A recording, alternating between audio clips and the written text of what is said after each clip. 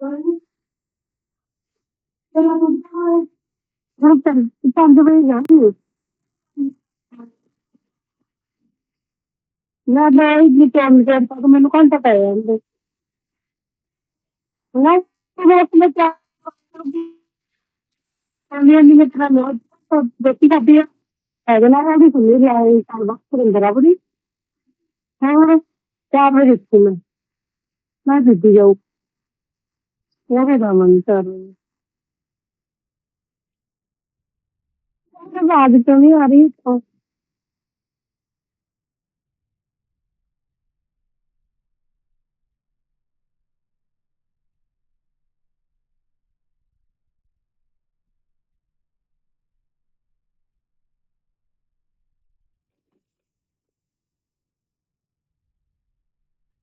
हरे कृष्ण प्रभु जी दानव प्रणाम सभी भक्त को श्री चरण दानव प्रणाम। हरे कृष्ण गुरु जी सभी भक्तों को प्रणाम। हरे कृष्णा सभी भक्तों को चरणों में प्रणाम।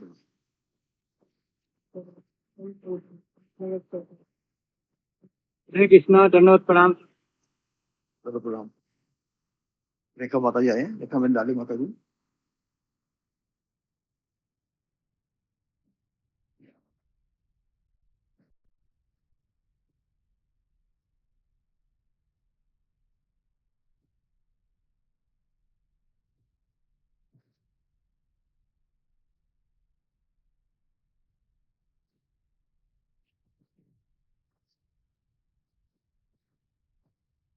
माता जी हरे कृष्णा।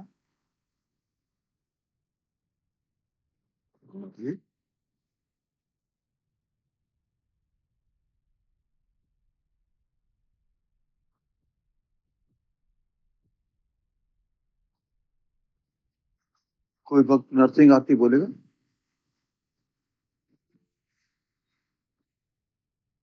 हरे कृष्ण प्रभु जी माता जी प्रणाम। प्रणाम। हरे कृष्ण प्रभु जी दंडवत प्रणाम सभी भक्तों के चरणों में दंडवत प्रणाम माता जी। हाँ बोलिए प्रभु जी। नमस्ते नमस्ते लाद लाद अन्याकाशे पूर्वक्षः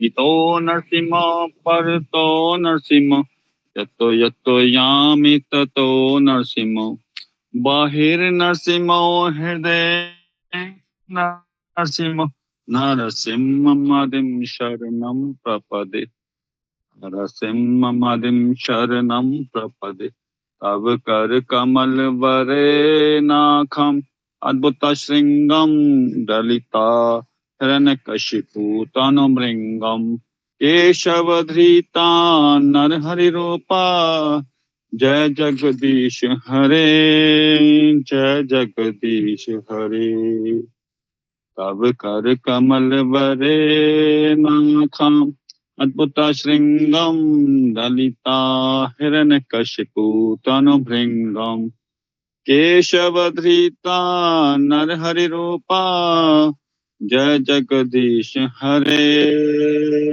जय जगदीश हरे जय जगदीश हरे जय जगदीश हरे। भक्ति विनोद नरसिंह भगवान की जय। श्रोमणी भक्त प्रहलाद महाराज की जय। शिल प्रभुपाद की जय। निताई गौर प्रेमानंद। हरि हरि हरि बोल। बहुत सुंदर प्रभु जी। प्रभु जी 10 नाम अपराधी बोल दीजिएगा। 10 नाम अपराधी। भगवान नाम में भगवान नाम का प्रचार करने वाले महाभाग संपूर्ण। एक सेकंड प्रभु जी होल्ड।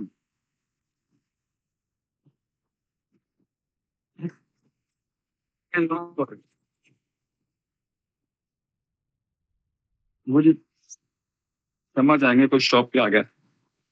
कोई बात नहीं प्रभु। हरे कृष्णा प्रभु जी। अरे कोई बात नहीं प्रभु, कोई बात नहीं। कोई बहुत बोलना चाहेगा 10 नाम अपराध? हरे कृष्ण प्रभु जी दंडवत प्रणाम। बोलिए आप बोलिए माता जी।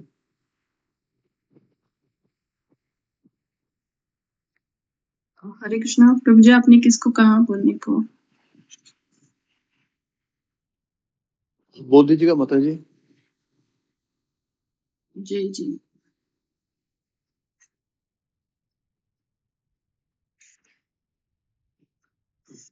सभी भक्तों को मेरा दंडवत प्रणाम। भगवान नाम के प्रति होने वाले 10 नाम अपराध।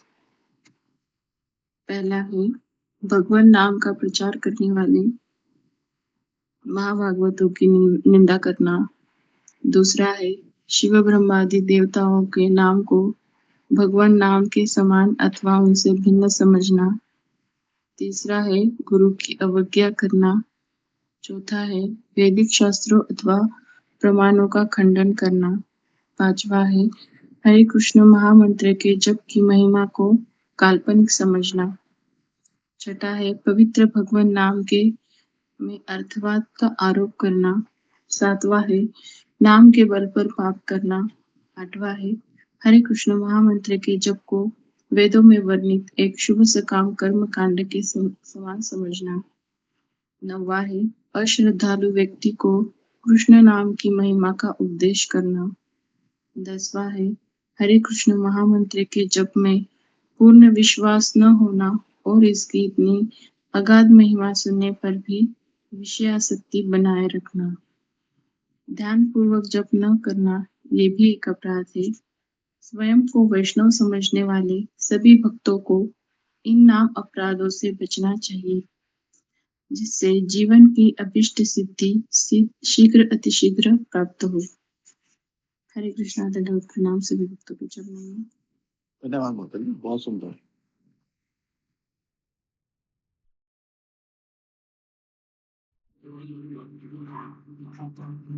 हरे कृष्ण हरे कृष्ण।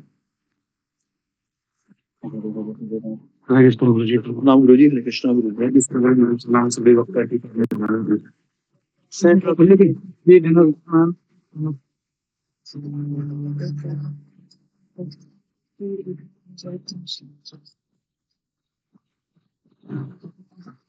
हरे कृष्णा दंडवत प्रणाम। हरे कृष्ण दंडवत प्रणाम। हाँ सभी भक्त हरे कृष्ण।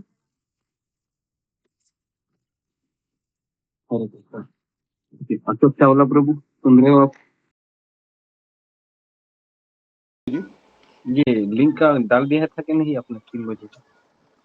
क्या डाला गुरु जी? 3 बजे क्लास होने का लिंक डाल दिया था ग्रुप में। जी आज 3 बजे ही है क्लास।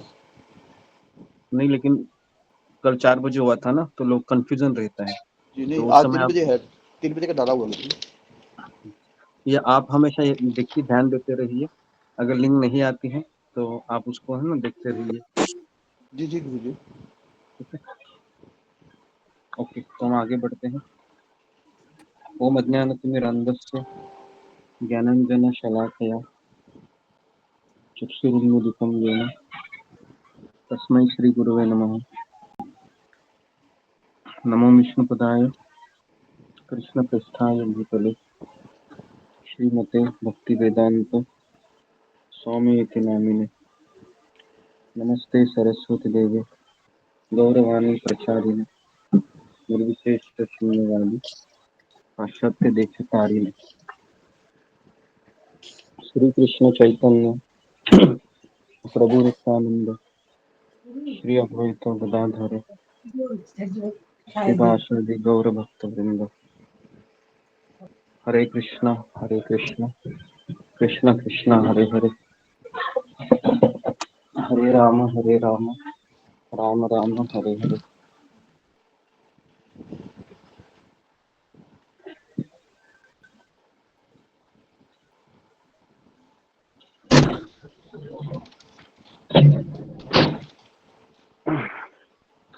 मुखम करोति वाचालं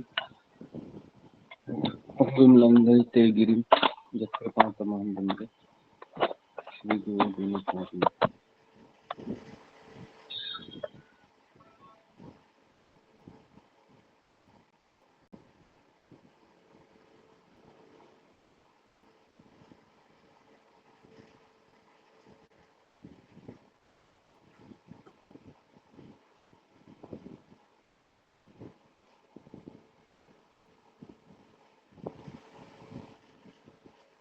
ओके।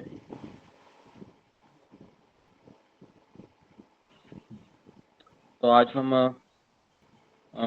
सिंपल फॉर सिंपल किताब को लेते हैं।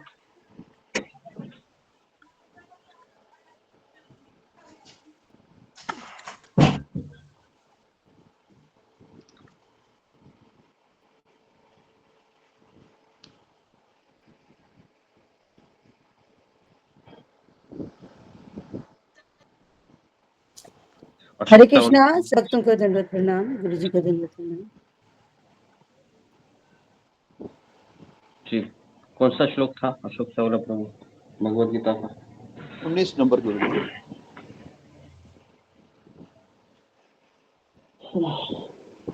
ओके। हरे कृष्णा, गुरु जी दंडवत प्रणाम। स्वामी भक्तों का चरणों में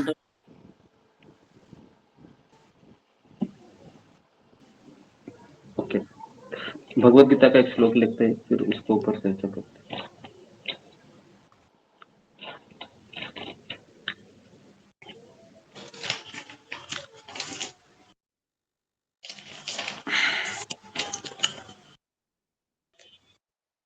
ओके,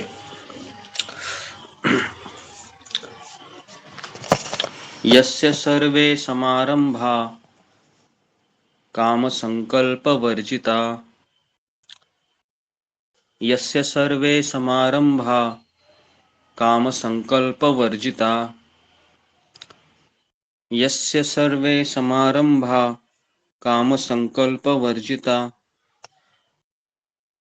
ज्ञानाग्निदग्ध कर्माणं तम आहु पंडितं बुधा, ज्ञान अग्निदग्ध कर्माणं तम आहु पंडितं बुधा। ओके जी, तो इसको भगवत गीता का श्लोक कौन पढ़ना चाहेंगे? अशोक चावला प्रभु देखिए और नाम लेकर आप पढ़वाइए, थोड़ा मैं आता हूँ।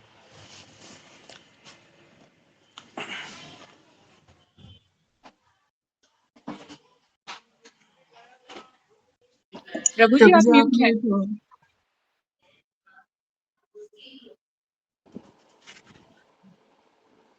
ब्रजेश कुमार जी, हरे कृष्णा, आप पढ़िएगा। तो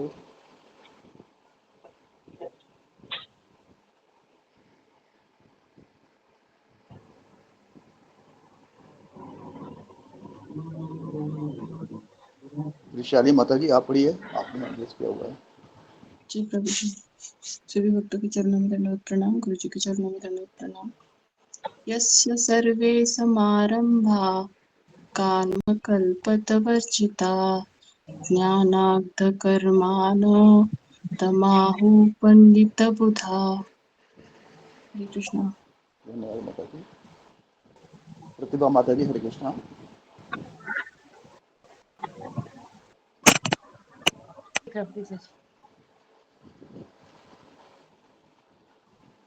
प्रतिभा माता जी,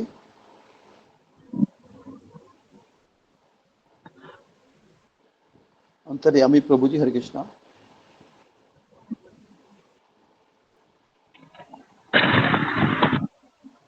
मेरी आवाज आ हरे रही कृष्ण है? प्रभु जी, दंडवत प्रणाम। गुरु जी जी के चरणों प्रभु में जी, दंडवत प्रणाम, सभी भक्तों के चरणों में हाँ, दंडवत प्रणाम। पढ़िए प्रभु जी।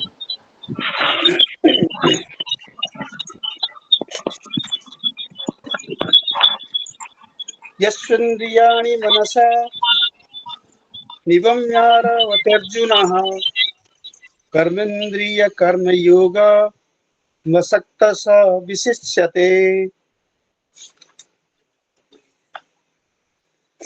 दूसरी ओर यदि कोई निष्ठावान व्यक्ति अपने मन नहीं के प्रभु जी, द्वारा हरे कृष्णा। कर्मेंद्रियों को वश में करने का प्रयत्न करता है हरे कृष्णा और बिना प्रभु जी। किसी आसक्ति के कर्मयोग प्रारंभ करता है तो यह अति उत्कृष्ट है। प्रभु जी 19वां श्लोक बोलना है, चौथे जाएगा।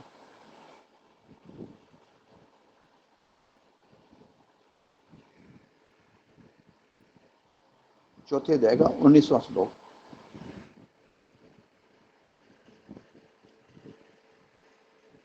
यस्य सर्वे समारंभाः काम संकल्प वर्जिता, ज्ञान अग्नि दग्ध कर्माणं तम आहु पंडितम बुधा।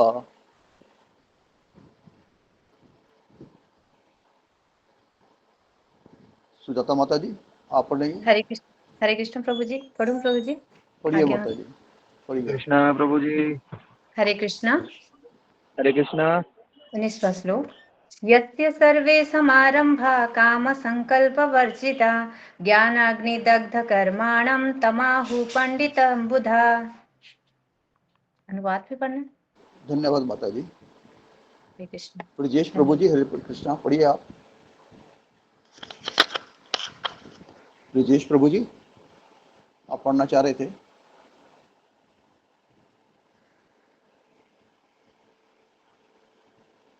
सुजाता माता जी, हरे कृष्णा। हरे कृष्णा प्रभु जी। आप दंडवत पढ़िए। प्रणाम। हरे कृष्ण। यस्य सर्वे समारंभा काम संकल्प वर्जितः ज्ञानाग्निदग्ध कर्माणि तमाहु पंडितं बुधा।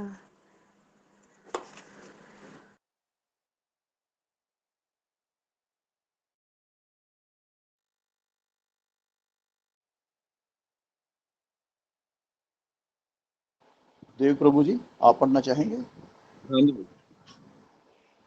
यस्य सर्वसमारंभा काम संकल्प वर्जिता ज्ञान अग्नि दगत कर्माणां तत् आहु पंडितानम। यस्य सर्वसमारंभा काम संकल्प वर्जिता ज्ञान अग्नि दगत कर्माणां तम तम पंडितनम बहुधा। धन्यवाद प्रभु जी। पूजा माता जी, हरे कृष्णा। हरे कृष्णा गुरु जी। दंडवत प्रणाम। सभी भक्तों को दंडवत प्रणाम। यस्य सर्वे समारंभा काम संकल्प वर्जिता ज्ञानाग्निदग्ध कर्माणं तमाहु पंडितं बुधा। जी माता जी, धन्यवाद माता जी।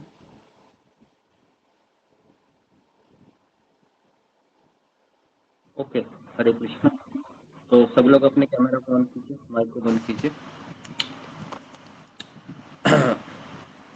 यस्य सर्वे समारंभा काम संकल्प वर्जिता।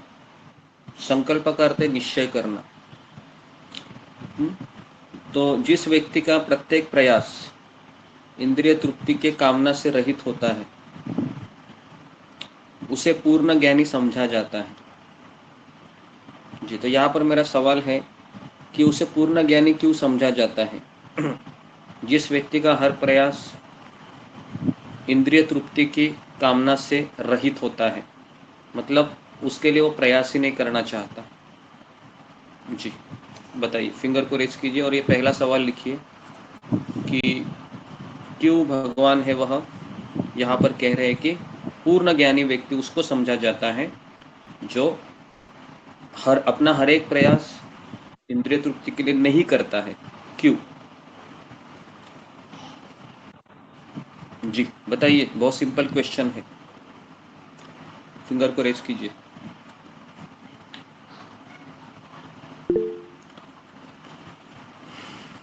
जी मीना कुमारी। हरे कृष्णा गुरुदेव, धन्यवाद प्रणाम। हरे कृष्णा सभी भक्तों को धन्यवाद प्रणाम।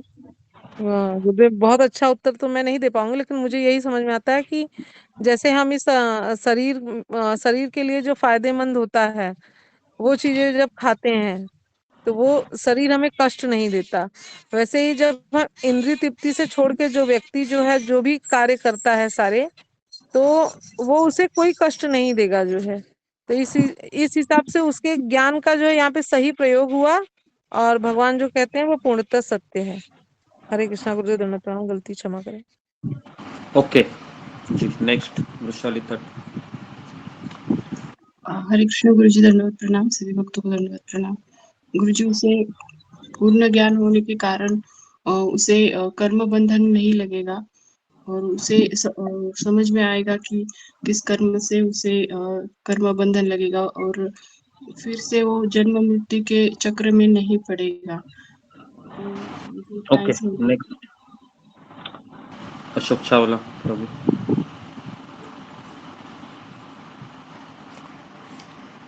जी गुरु जी। गुरु जी वो अपने आप को भगवान का नित्य दास समझता है कि उसका जो कार्य करता है वो भगवान के लिए करता है, समर्पित भगवान को होता है जो भी कार्य करता है। तो इसलिए उसको कर्म फल नहीं लगता उसका। ओके, तो थोड़ा सा और एक हम इसी के भीतर एक सवाल करते हैं आपको कि पूर्ण ज्ञानी व्यक्ति किसे समझा जाता है? जी, इस प्रश्न का पहले उत्तर दीजिए, फिर हम वहां पर आते हैं। जी, पूर्ण ज्ञानी का अर्थ क्या है? जी, ओके, सुमिता सिन्हा।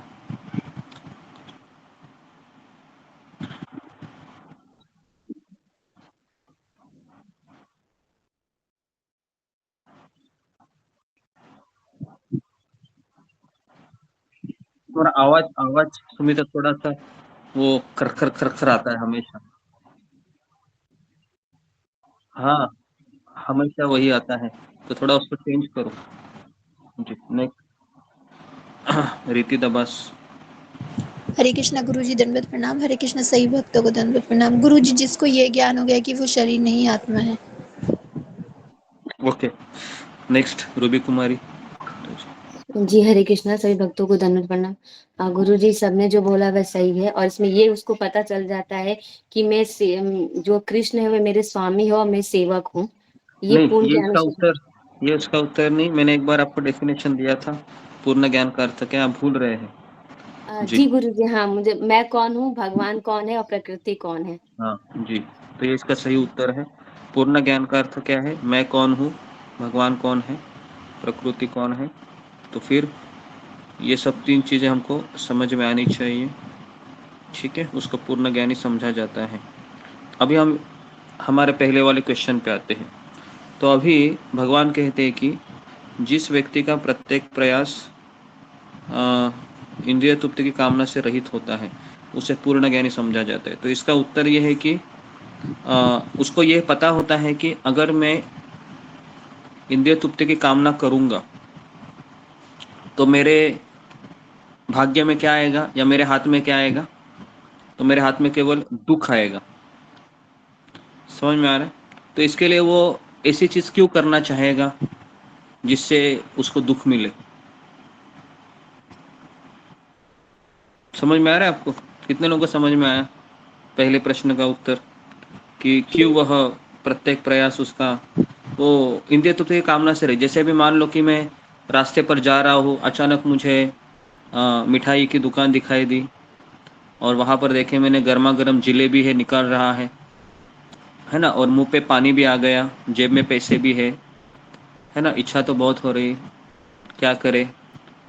लेकिन अचानक अगर आपको ये याद आया कि अगर मेरा प्रयास इंद्रिय तृप्ति के लिए रहेगा, खा लूंगा मैं, तो फिर मुझे कष्ट मिलेगा, मुझे दुख मिलेगा। तो क्या उस समय ये चीज याद आती है क्या? जब जिलेबी दिखती है उस समय ये चीज याद ही नहीं आती है। हमारा वो प्रॉब्लम है। प्रॉब्लम कहाँ है हमारा?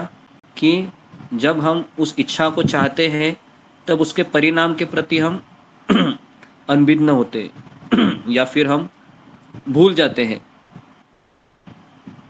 जी, कितने लोगों का ये प्रॉब्लम है कि हम गीता में सुनते हैं कि मजा करने जाएंगे तो सजा मिलेगा, लेकिन उस समय ये विचार आते ही नहीं कि मुझे सजा मिलने वाली है या कष्ट मिलने वाला है।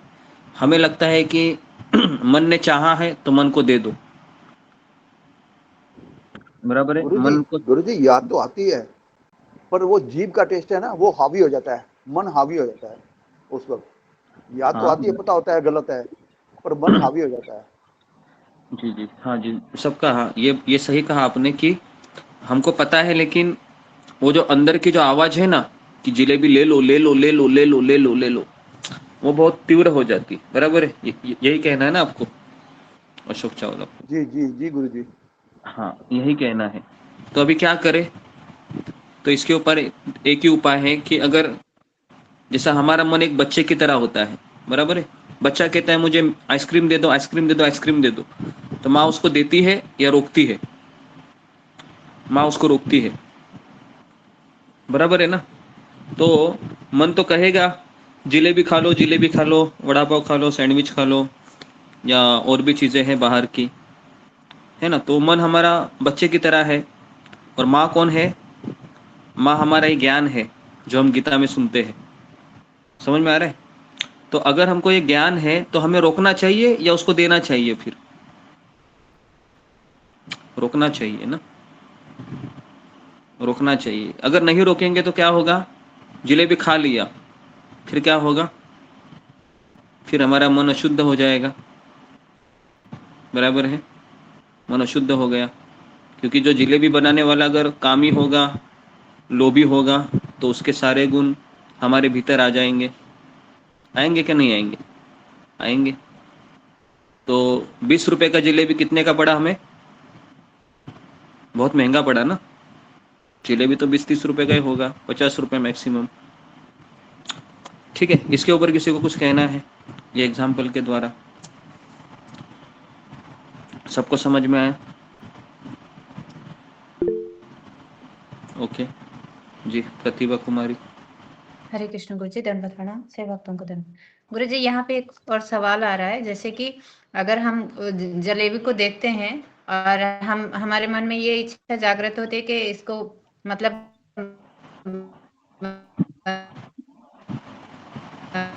आवाज कट रहा है तुम्हारा। बच्चे को बहुत अच्छा लगेगा और हम इसको घर पे लेके जाएंगे, भगवान को भोग लगाएंगे, उसके बाद सब हम नहीं खाएंगे पर सबको देंगे, तो ये इसको कैसे समझ? अगर तुम दोगी तो पता है क्या होगा, जब जब उसको भविष्य में भी कुछ कुछ दिखेगा तो आपको यही कहेगा कि माँ ले लो, भगवान को भोग लगा और खाने दो मुझे।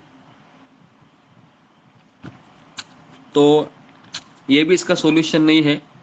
सॉल्यूशन ये है कि आप घर में बनाइए जलेबी और उनको दे दीजिए।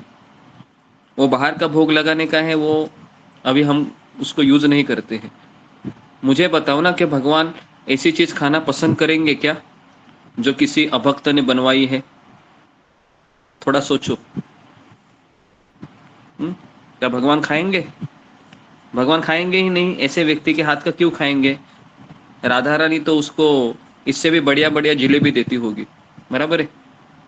तो हम उसको क्यों, भगवान को खा लो और भगवान इसको शुद्ध करो जिलेबी को, ताकि हम उसको खाए। तो ये भाव नहीं होना चाहिए। तो हमें बाहर की मिठाई को भोग भी नहीं लगाना चाहिए, ठीक है। लेकिन अगर आपके बच्चे ज्यादा ही जिद करते हैं तो उनको आप इस तरह से कहिए, ये पहली बार मैं और आखिरी बार दे रहा हूँ या दे रही हूँ, नेक्स्ट टाइम मुझे मांगने का नहीं।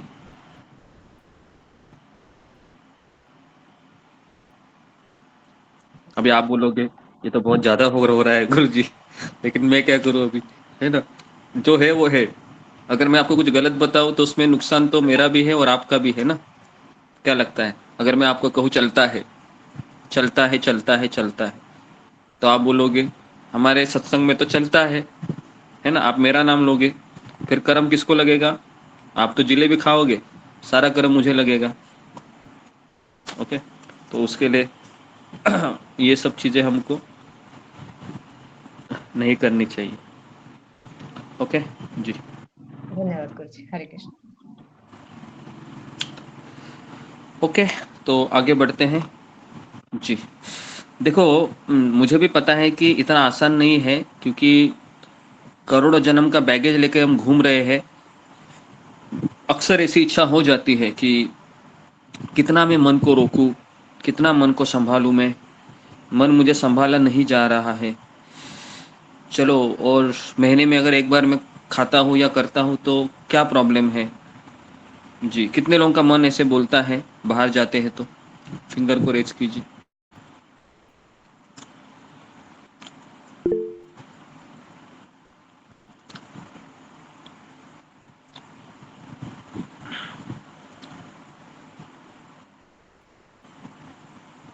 ओके, तो 12 ही लोगों का मन बोलता है, ठीक है। तो 12 लोग सिंसियर है, इसका अर्थ है। बाकी के लोगों का पता नहीं। तो जो प्रैक्टिस करता है तो उसके मन में सवाल आएंगे, ठीक है। और जो प्रैक्टिस नहीं करता है, अभ्यास नहीं कर रहा है, उसको लगता है कि सत्संग सुनेंगे और क्या हुआ, बाहर का भी खाएंगे। कृष्ण ने तो प्याज लहसुन खाने को मना किया है ना, बाहर तो प्याज लहसुन नहीं होता है, हम बिना प्याज लहसुन का खाएंगे बाहर। कई लोग ऐसा सुनते भी है और अपने मन को कन्विंस करते हैं। ओके जी जी, तो इसका उत्तर जी, पूजा डिमरी बताओ इसका उत्तर। आप दे दो, जब आपको लगता है तो कैसे विचार आते हैं।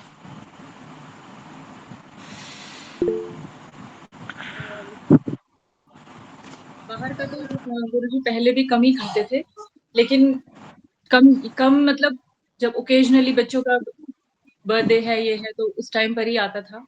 अब काफी चीजें तो घर में बनाते हैं, लेकिन बहुत सारी ऐसी चीजें होती हैं जो घर में भी बनाई नहीं जा सकती हैं। तो उस टाइम पर मैं तो नहीं लाती हूँ, लेकिन घर में आता जरूर है, खाते हैं फिर। और फिर सबके साथ साथ देने के लिए फिर खाना पड़ता है।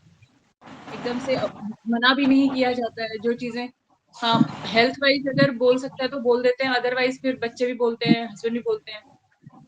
थोड़ा क्वेश्चन तो खड़ा होता ही है, फिर इसलिए थोड़ा साथ देने के लिए खाना पड़ता है। और कभी कभी अपना मन भी कहता है कि हाँ चलो, क्योंकि अभी वो प्रैक्टिस में अभी आया नहीं है, ये चीजें अभी अपने लाइफ में उतारने में भी थोड़ा टाइम लगेगा।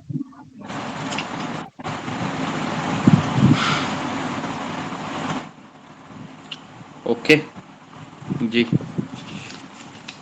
तो ये खाना साथ देने के लिए हमको खाना चाहिए, ये कंसेप्ट मुझे अच्छा नहीं लगा। साथ देने के लिए मतलब हमें पता होना चाहिए कि हाँ हम आपके साथ बैठेंगे, आप खा लीजिए, ये ठीक लगता है मुझे। साथ में बैठना चाहिए, लेकिन उनका साथ देने के लिए हम भी उस चीज में इन्वॉल्व हो, ये तो हमने सिखाया नहीं है, है ना। और जी ना गुरु इसकी जी, भक्ति लेकिन मार्ग इसकी वो अभी ये देता है। प्याज लहसुन छोड़ने के लिए ही काफी वो होता है कि वही उसमें अभी एक स्टेप तो यही लिया है। One by one step wise आगे बढ़ रहे हैं, तो एकदम से भी ज्यादा स्ट्रिक्टनेस भी वो प्रॉब्लम क्रिएट होती है फिर इरिटेट हो जाती है फैमिली अगर ज्यादा वो करने लगो तो। नहीं, बात फैमिली की नहीं कर रहा हूँ मैं, बात अपनी कर रहा हूँ यहाँ पर कि हमें अगर एजिटेशन होता है तो फिर हमें ओके किस हद तक हमको ओके समझाना चाहिए। तो उसे ही साधु पुरुष ऐसा करता कहते हैं जिसने पूर्ण ज्ञान की अग्नि से कर्म फलों को भस्मसात कर दिया है। जी, तो ज्ञान बहुत मैटर करता है। पूर्ण ज्ञान मतलब मैं यहाँ पर क्यों हूँ, भगवान यहाँ पर क्यों है, और ये नेचर है जिसके साथ मैं रह रहा हूँ, ये नेचर का मेरे जीवन में क्या कार्य है, क्या प्रयोजन है। इन 3 प्रश्नों के उत्तर हमें परिपूर्ण रूप से मिलने चाहिए। ओके, तो प्रकृति और महत्त्व ये दोनों चीजें एक ही है। एक तरीके से तात्पर्य में प्रवेश करते, भस्मसात करने का अर्थ है पूर्ण ज्ञान की अग्नि से कर्म फलों को भस्मसात कर देना। तो इसलिए ज्ञान जरूरी है। केवल पूर्ण ज्ञानी ही कृष्ण भावना भावित व्यक्ति के कार्यकलापों को समझ सकता है। ऐसे व्यक्ति में इंद्रिय तृप्ति की प्रवृत्ति का अभाव रहता है। अभाव इसलिए रहता है क्योंकि वह स्वयं के लिए जीता नहीं है, दूसरों के लिए जीता है।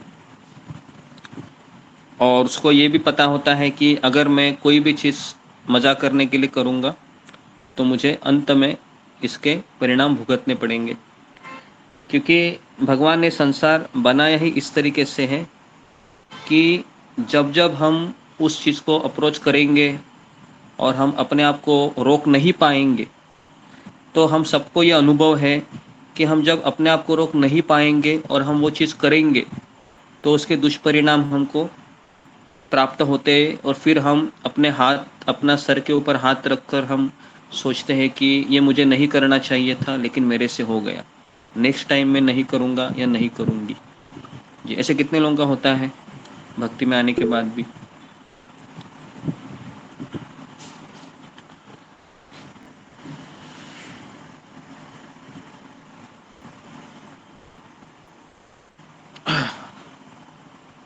ओके जी,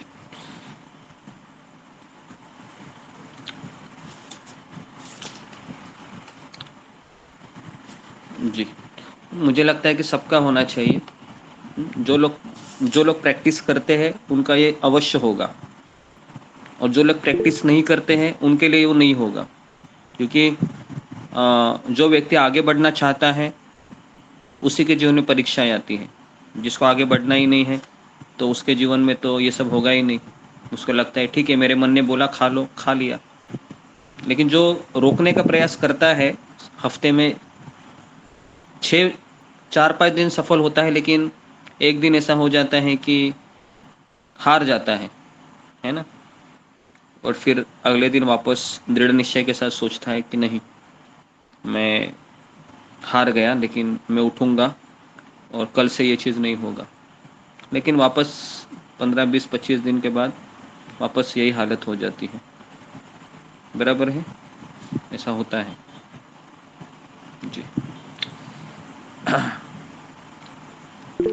तो भगवान के नित्य दास के रूप में उसे अपने स्वाभाविक स्वरूप का पूर्ण ज्ञान है, जिसके द्वारा उसे अपने कर्मफलों को भस्म कर दिया है। देखिए, अब अगर घर में कलह होता है, घर में कुछ भी समस्या होती है, या घर में कोई व्यक्ति नाराज होता है, एक चीज हमेशा समझ लीजिए कि हम हर समय हर एक व्यक्ति को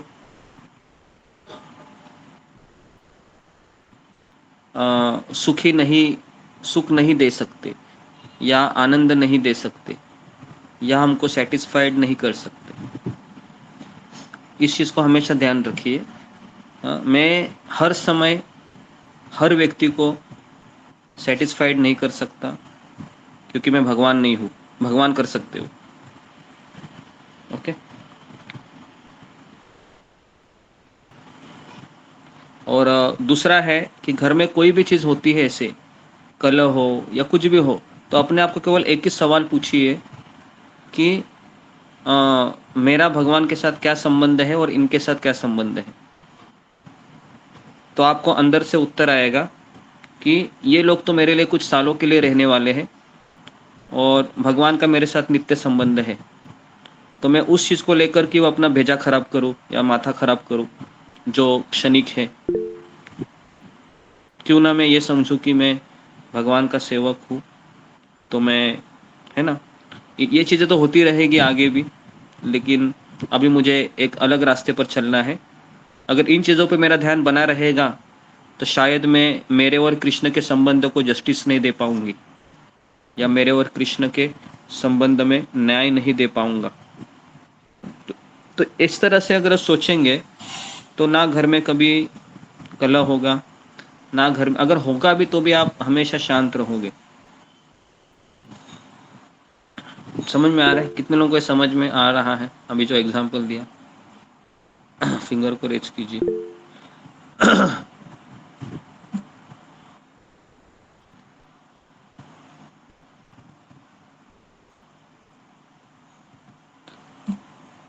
ओके जी, समझ में आ रहा है आपको?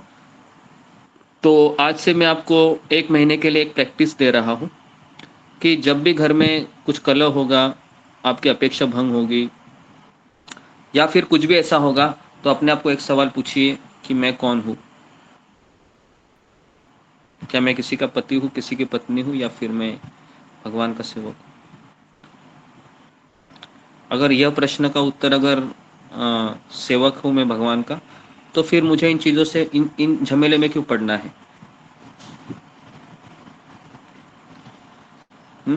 ठीक। क्या लगता है अशोक चावला प्रभु, आपका इसमें मत क्या है? जी गुरुजी, बात तो बिल्कुल सही है गुरुजी। फिर इसमें कुछ समस्या है पर आपको? पर कई बार सिचुएशन ऐसी हो जाती है कि हमें ना विचलित हो जाते हैं, कई बार हमारे बस से बाहर हो जाता है परिवार, तब कुछ ना कुछ बोलना पड़ता है। याद होता है कि हम भगवान के दास हैं, हमारा कुछ नहीं है, क्षणिक है चीजें, पर फिर भी कई बार आपे से बाहर हो जाता है। जब प्रोग्राम ओवर हो जाता है, कुछ ना कुछ बोलना पड़ता है, तो मैक्सिमम टाइम तो शांत रहते हैं। ओके। तो फिर क्या करें? होने दो फिर। नहीं, कंट्रोल, प्रैक्टिस जारी है, प्रयास जारी है गुरु जी। ओके जी। तो ऐसा कितनी बार होता है कि कभी कभी दिमाग खराब ज्यादा होता है इनके बोलने से, और फिर हम बोल ही देते हैं, बोल देते हैं कि तुम लोग उनका कितना भी हम 15-20 दिन में एक बार होता है। हाँ, 15 दिन में एक बार होता है, ठीक है। 15-20 दिन में एक बार होता है, ठीक है। ये तो अच्छा रेशियो है आपका। कभी कभी तो रोज ही होता है, लेकिन एटलीस्ट आपका 15 दिन में एक बार होता है, तो आप बहुत सेफ जोर दे। ओके जी। तो ऐसा होगा कभी कभी कि हम उस चीज को याद नहीं करेंगे और हम क्रोधित हो जाएंगे, और फिर हम क्रोध प्रकट होने के पश्चात फिर हमको याद आएगा, अरे मैंने प्रवचन में तो सुना था कि ऐसा नहीं करना चाहिए, मैं तो भगवान का सेवक हूँ, सुबह माला भी करता हूँ, ये मेरे साथ क्या हुआ। ऐसा होता है फिर तो कल होने के बाद कितने लोगों को ये बात फिर याद आती है जी जी जब गुरु सब जी, ड्रामा होता है गुरु कंप्लीट जी, होता है। होता है गुरु जी। ओके, आता है जी। पूरा ड्रामा कंप्लीट होने के बाद फिर ये बात आती है, अरे मैं तो भगवत गीता सुनता हूँ, रोज माला करता हूँ, क्यों मैं इसमें फंस गया। ये लोग तो अभी देखो, आपके जो साथ रहने वाले लोग हैं ना, वो गीता नहीं पढ़ रहे हैं, वो माला नहीं कर रहे हैं, तो भगवान किससे अपेक्षा करेंगे कि परिस्थिति को हैंडल करो। किससे अपेक्षा करेंगे? उन लोगों से करेंगे? उन लोगों से नहीं करेंगे। भगवान तो हमसे करेंगे ना कि अरे ये गधा कैसा है, सुबह सुबह उठ के माला करता है, बराबर है, और ये देखो है ना, अपने क्या बोलते हैं उसको, फिसल गया है। तो इसके लिए दिमाग को शांत रखना है, तो हमेशा इस बात का चिंतन कीजिए, मैं कौन हूँ, मैं कौन हूँ, मैं कौन हूँ, मैं कौन हूँ। फिर आप बोलोगे कि लेकिन मेरे कुछ कर्तव्य भी है, लेकिन वो कर्तव्य है अगर आप निभाते हैं तो फिर क्रोध नहीं आना चाहिए। क्रोध तभी आता है जब उस कर्तव्य में अपेक्षा होती है या फिर कोई डिमांड होती है। ठीक है, तो जो भी आपने कर्तव्य करते रहो, लेकिन वहां से कुछ आ जाता है तो उसके ऊपर इतना विचलित मत हो जाइए, क्योंकि ये संसार बना है कि कोई भी व्यक्ति आपको संतुष्ट नहीं कर सकता है सिवाय कृष्ण के। तो ये हमारा हार्डकोर अंदर से कन्विक्शन चाहिए। चाहे अभी मुझे भक्ति में आनंद नहीं आ रहा है, चाहे मुझे 24 घंटा भक्ति अच्छी नहीं लगती है, या चाहे मुझे 16 से मेरे ऊपर माला नहीं हो रही है, कोई बात नहीं, लेकिन अंदर से ये कन्विक्शन होना चाहिए कि कृष्ण के अलावा इस संसार का कोई भी व्यक्ति मुझे आनंद नहीं दे सकता। ओके, तो ये अगर है तो कोई बात नहीं, ऊपर नीचे हो जाएगा, लेकिन आप वापस पटरी पर आ जाओगे। ठीक है, तो ये अपने शब्दों में जरा लिखिए, मैं आपको 1 मिनट दे रहा हूँ लिखने को, जो मैंने अभी अभी कहा आपको। ठीक है, थोड़ा सा सोचिए मैंने क्या कहा और लिखिए उसको। हरे कृष्णा गुरुजी। गुरुजी, जब हम ऐसे करते हैं तो हमें फॉर ग्रांटेड ले लिया जाता है। जी, इसका भी उत्तर बताता हूँ, पहले लिखो, पहले मैंने क्या बताया फिर मैं बोलता हूँ।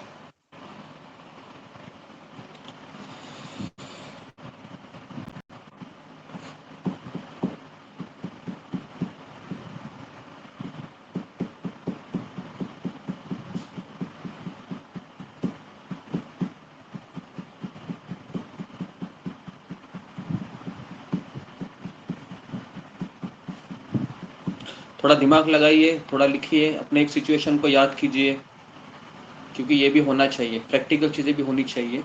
केवल आप सुनते रहेंगे तो दिमाग से चीज़ें निकलती रहेगी। आप सोचिए, उस सिचुएशन को याद कीजिए अपनी ज़िंदगी की, कि मुझे उस समय भी पता था लेकिन मेरे से नहीं हो पाया, मैंने क्या गलतियाँ की थी उस समय, और दोबारा मेरे से गलतियाँ हो गई और आज भी हो रही है। कहाँ पर मैं कम पढ़ रही हूँ, कहाँ पर मैं कम पढ़ रहा हूँ, लिखने का प्रयास कीजिए चीज़ों को।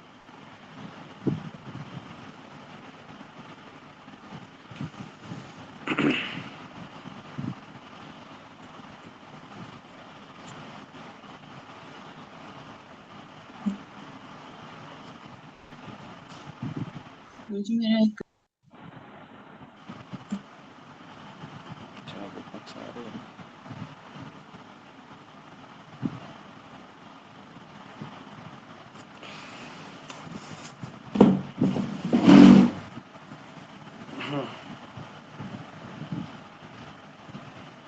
जी, मैं किसी को भी पूछूंगा आपने क्या लिखा है, थोड़ा सा लिखने का प्रयास कीजिए। 4 बजे का समय हो रहा है, सब लोग घर में ही रहेंगे आशा करता हूँ। और सब लोग कैमरा को ऑन कीजिए। समझ में नहीं आ रहा है आप कहाँ पर हैं, क्या कर रहे हैं।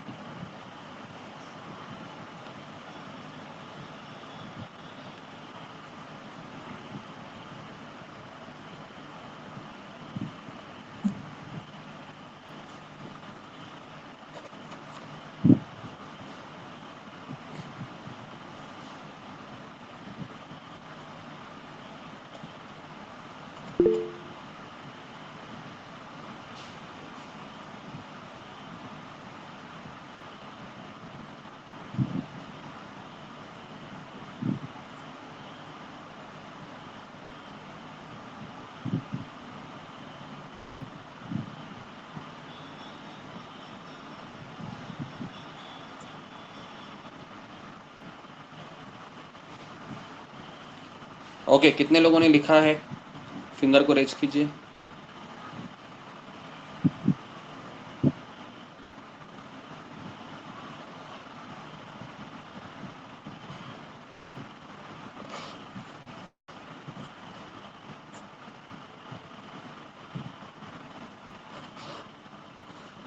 ओके जी जी जी जी। ओके, अंतर्यामी प्रभु बोलिए क्या लिखा आपने, शॉर्ट में बोलिए। हाँ, दंडवत प्रणाम, सभी भक्तों की चरणों में दंडवत प्रणाम। गुरु जी, सबसे पहले तो मैं म्यूचुअल अंडरस्टैंडिंग की बात करना चाहता हूँ कि पूरा परिवार को या जहाँ भी लड़ाई झगड़ा हुआ है, म्यूचुअली उसको, जिसमें सब लोग राजी हो, अपना मर्जी से काम नहीं चलेगा।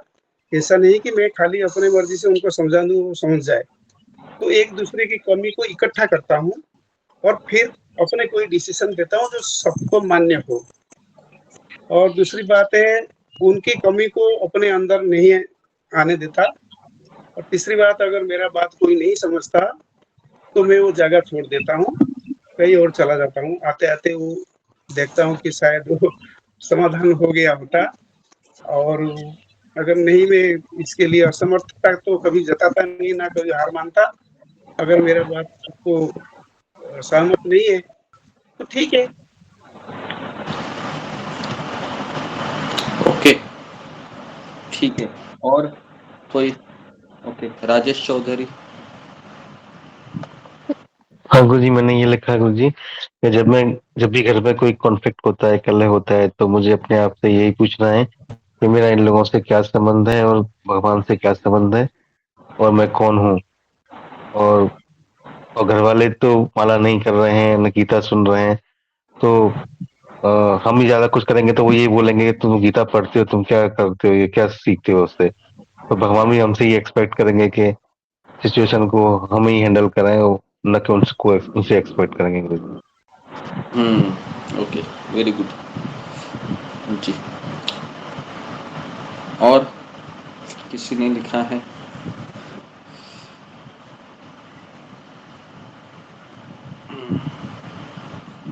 जी ठीक है,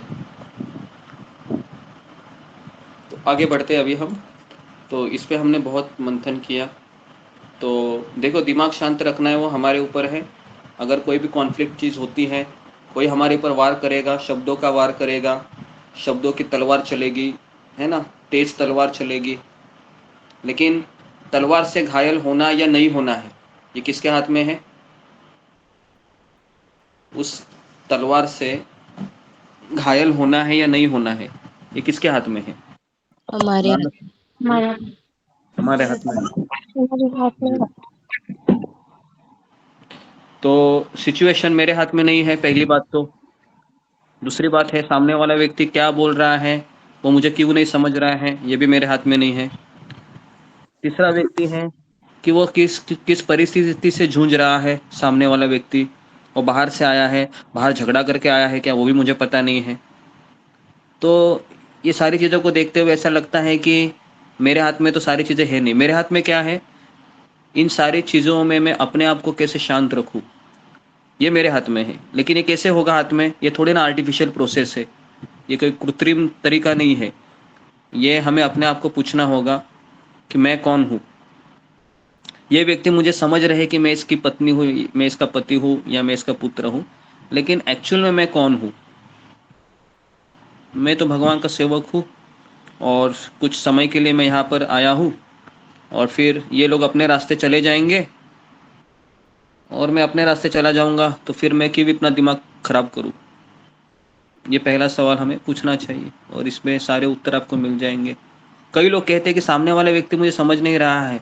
अरे वो समझे या ना समझे, लेकिन हम अपने आप को तो समझ सकते हैं। तो हम अपने आप को पहले समझिए कि शांत रखना मेरे हाथ में है। इसके लिए लोग अभी मोबाइल में लगे रहते, पता है क्यों? कौन बताएगा मुझे कि लोगों को मोबाइल से इतना प्रेम क्यों है? जी, कोई ताकि मुझे बताएगा, फिंगर को रेस कीजिए कि लोग मोबाइल से इतना प्रेम क्यों करते हैं, इंसानों से क्यों नहीं करते हैं? क्या ऐसा है? जी ओके जी, परवीन शाही बोलो। हरे कृष्णा गुरुजी, दंडवत प्रणाम। क्योंकि वो प्रॉब्लम से दूर रहना चाहते हैं। प्रॉब्लम से दूर रहना चाहते, ओके। और कोई?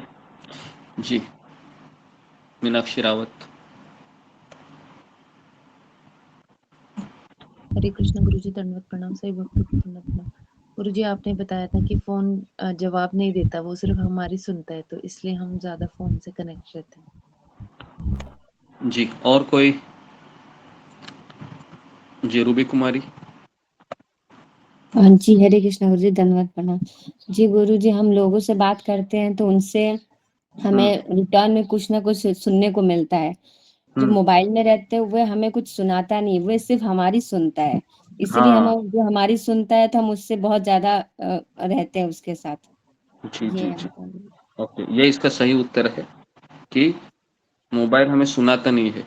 अगर मान लो कि मोबाइल भी सुनाने लगा आपको, जैसे हाथ में लिया, क्यों लिया? मुझे देखता नहीं मेरी बैटरी कितनी हो गई है कम, दिन भर मुझे प्रेस करता रहता है, शर्म नहीं आती है तुमको? तो क्या मोबाइल लग गया हम हाथ में? बताइए, लोगे क्या मोबाइल हाथ में? सोचो जरा, मोबाइल भी हाथ में नहीं लेगी। तो इसके लिए मोबाइल हमको अच्छा लगता है क्योंकि वो कुछ बोलता नहीं है, है ना? बेचारा, उसकी बैटरी ड्रेन होती है, चुपचाप स्विच ऑफ हो जाता है। ठीक है, तो आगे बढ़ते हैं कि भगवान की नित्य दासता के इस ज्ञान के विकास की तुलना अग्नि से की गई है। अग्नि से क्यों कही गई? क्योंकि ये जो ज्ञान है ना, ये हमें एक्चुअली क्या बोल सकता है कि एक कवच देता है कि कितनी भी बुरी परिस्थिति में अपने आप को ढाल के रखूं, है ना? कितनी भी बुरी परिस्थिति आ गई, बराबर है। जैसे तुकाराम महाराज है, तुकाराम महाराज का उदाहरण आपको मैं सुना रहा हूँ। एक बार तुकाराम महाराज है, वह साहूकार के पास गए थे नौकरी करने के लिए।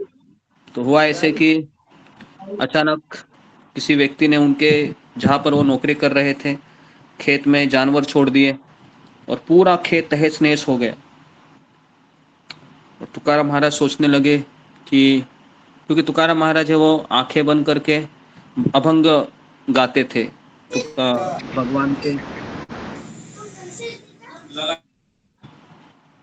भगवान के नाम में वो डूब जाते हैं। तो उनको पता ही नहीं चला कि ये सब मेरे साथ क्या हो गया, क्यों हो गया करके। बहुत निराश हो गए। साहूकार आकर कहे कि ये तुमने क्या किया, सारा मेरा अनाज खराब कर दिया तुमने, अब इसका भरपाई कौन देगा? कहा कि जो भी आप मुझसे करवाना चाहते हो आप कर सकते हो, तो तुम्हारे लिए क्या है? तो मेरे पास घर ही है। तो फिर साहूकार ने कहा कि चलो, अब ये तुम्हारा घर है, वो मेरा होगा, जब तक तुम मुझे जुर्माना नहीं दोगे तब तक तुम्हारा घर अभी तुम्हारा नहीं रहेगा। तो उस समय भी तुकाराम महाराज के बारे में ऐसा बताया गया है कि वह थोड़ा भी विचलित नहीं हुए। क्यों नहीं हुए? हालांकि उनकी पत्नी भी थी, 2 बच्चे थे। कौन बताएगा क्यों नहीं हुए? क्या वो ऐसा सोच रहे थे जिसके कारण इतनी बड़ी परिस्थिति में भी वो हमेशा संयम को बनाए रखे।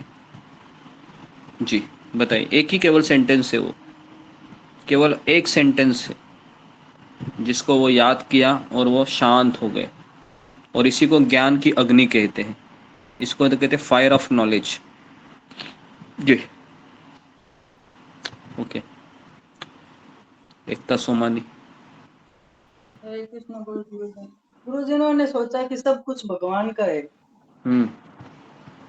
सब कुछ भगवान का है, ये सोचना आसान है, करना आसान है। अगर मैं आपके घर में आके कहूँ सब भगवान का है, तो मुझे दे दो जरा आपका कबड़, दोगी? अपने लिए अपने लिए तो आसान है, पर वो तो बड़े संत थे। हाँ हाँ ओके जी, इसका उत्तर क्या है?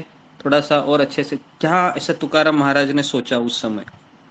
बोला तो आपने सही है, लेकिन थोड़ा इसको शब्दों को जोड़कर बताइए। जी रीना सिंह। हरे कृष्णा प्रणाम गुरुदेव, सही भक्तों के चरणों में प्रणाम। गुरुदेव तुकाराम महाराज ने उस समय कहा कि भगवान का घर था, भगवान ने ले लिया वापस मुझसे, इसलिए तो ये इसका सही उत्तर है कि उन्होंने कभी सोचा ही नहीं कि ये घर मेरा है। एक्चुअली प्रॉब्लम क्या है कि हम जब ये सोचते हैं ना ये घर मेरा है, तब सारे प्रॉब्लम आते हैं। जैसे भी अशोक चावला प्रभु रह रहे रूम में, है ना अशोक चावला प्रभु, आप हमेशा क्या सोचते हैं? अगर आप सोचते हैं कि घर भगवान का है तो बहुत अच्छा है, आपको कोई भी दुख नहीं होगा। लेकिन अगर सरकारी लोग आकर कहे कि चलो अभी आपको ये घर नीलाम करना होगा, तो फिर दुखी हो जाएंगे कि नहीं आप? मैं भी हो जाऊंगा, जी गुरु जी, क्योंकि हम दुखित तुकाराम होंगे। महाराज है, हम तुकाराम महाराज नहीं है, हम उस अवस्था में नहीं है। हाँ, तो ये इसका उत्तर है। ठीक है, हम तुकाराम महाराज नहीं है तो हमें दुख होगा, लेकिन उस समय अगर हम ये तुकाराम महाराज की स्टोरी सुनेंगे तो हमको राहत मिलेगी, तो हमें जी राहत गुरु जी। मिलेगी, थोड़े समय के लिए हमको राहत मिलेगी, है ना जी। तो इस तरीके से हम समझ सकते हैं। ठीक है, बहुत और ये कठिन है कहते ये। हैं ना गुरु जी, ये कहते भी हैं ना, जिस ठाकुर सब नाही चारा तत् कीजिए सदा नमस्कारा, कि जिस ठाकुर के आगे कोई चारा ही नहीं है, आपको आपका कोई बस नहीं चलता, तो उसे नमस्कार करना ही अच्छा है।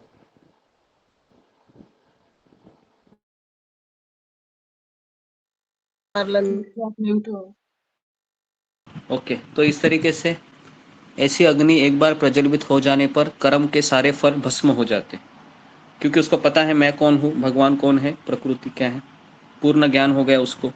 तो ये ज्ञान है ना, ये ऐसी चीज है ना, करोड़ों रुपए खर्चा करके अगर हमने कोई कोर्स भी किया है ना, आईआईटी में गए, कोई भी कोर्स किया, तो भी हमको इतना अच्छा रिजल्ट नहीं मिलेगा जितना भगवत गीता में बताया गया है। बस केवल एक सही परंपरा से जुड़ना चाहिए, तो सारी चीज़ें क्लियर हो जाती हैं। ठीक है, तो यहाँ पर मैं रुकता हूँ। किसी का कुछ प्रश्न है आज के टॉपिक के ऊपर, फिंगर को रेस कीजिए।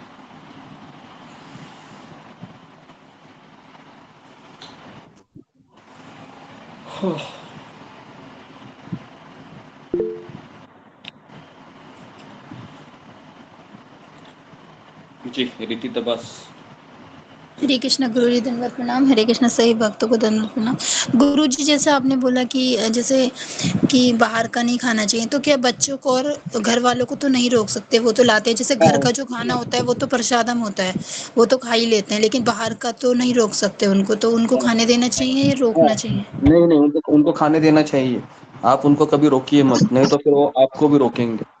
ठीक है, तो जिनको जिनके बच्चे हैं घर में, जिनके जिनके पति पत्नी जो भी है, आपका ज्वाइंट फैमिली है, तो आप उनको कहीं ऐसा कभी भाषण मत दीजिए कि भगवान को भूल आकर नहीं खा रहे, कितना बड़ा पाप कर रहे हैं आप लोग, छी छी छी छी छी छी छी। तो फिर क्या होगा? अगले दिन बोलेगा ये ज्यादा ही सुनाने लगी है, इसका जरा अभी ना क्लास बंद करो, ये रिएक्शन होगी। तो इसके लिए ऐसा बिल्कुल नहीं बोलते। ठीक है, उनको जो खाना है खाने दो। ठीक है, और उनको आप क्या बोल रहे हैं, उनको सिखाइए भी मत आप ये खाने से ये होगा करके। ठीक है, क्योंकि घर वालों को हम प्रचार नहीं कर सकते, कभी भी घर वालों को प्रचार मत कीजिए। जब वो खुद आकर कहें आपको कि कुछ बताइए करके, तो बताइए। Okay, next Sunil Jha.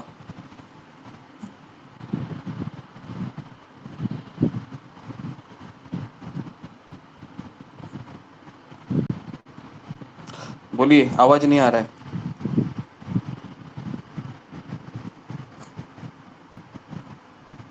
आवाज नहीं आ रहा है, थोड़ा सा लॉग इन करके लॉग आउट हो जाइए जी। नेक्स्ट विशाली तट।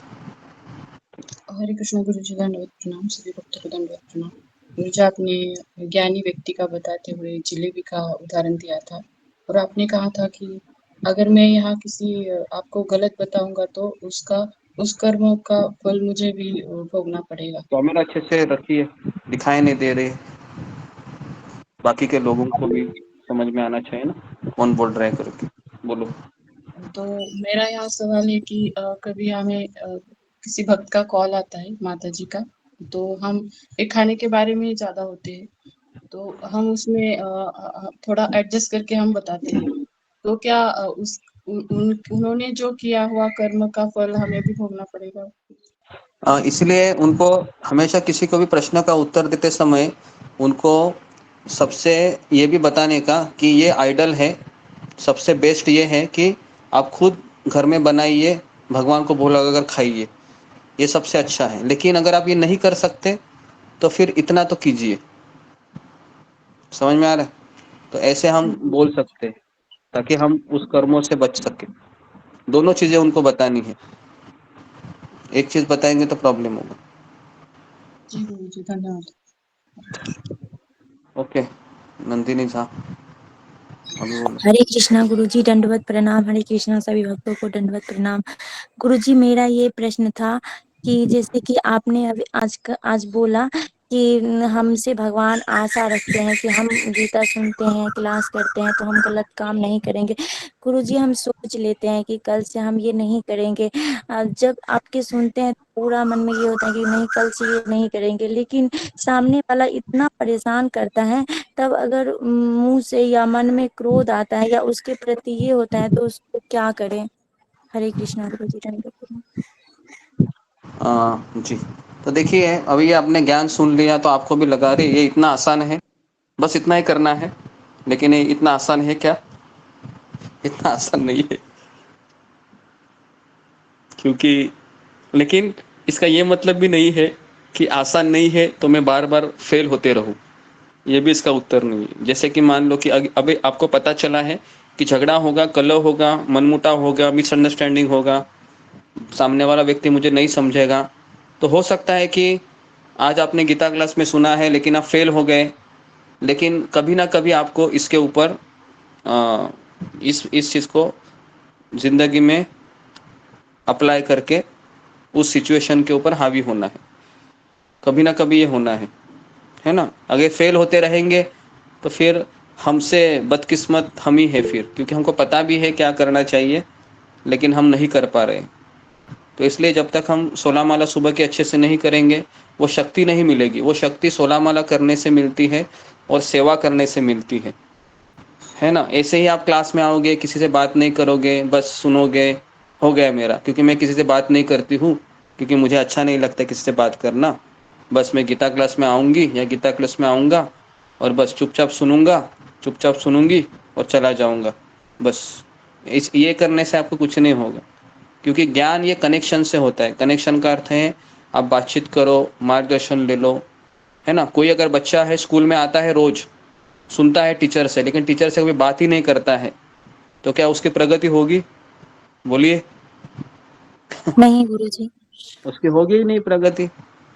तो इसलिए जितने भी हमारे ग्रुप में लोग आते हैं, हाँ, अपना मुंह खोलिए, कुछ बताइए, समझिए, कुछ लिखिए, कुछ बोलिए, नहीं तो नुकसान क्या है, आपका ही होगा। हम तो यहाँ पर बैठे आपकी मदद करने के लिए, ठीक है। तो जी, तो यहाँ पर मैं रुकता हूँ। आप सबका बहुत बहुत धन्यवाद। श्रील प्रभुपाद की जय, गुरुदेव की जय। हरे कृष्ण।